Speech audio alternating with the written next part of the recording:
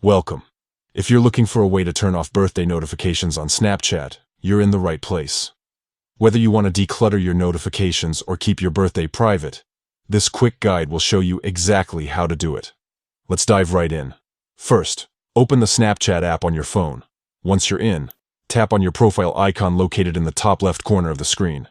This will take you to your profile page, where you can access all your account details.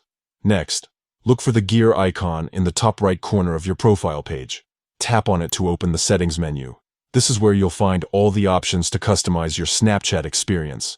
Now, scroll down until you see the birthday option under the My Account section. Tap on it to open your birthday settings. Here, you'll find a feature called Birthday Party. This feature is responsible for showing a cake emoji next to your name and notifying friends about your birthday. To turn off birthday notifications, simply disable the birthday party toggle by tapping it.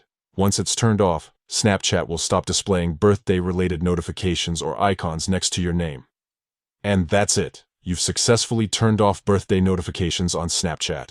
By following these steps, you can enjoy a more personalized and private experience on the app. Thank you for tuning in. If this guide helped you out, feel free to share it with others who might need it. Have a great day.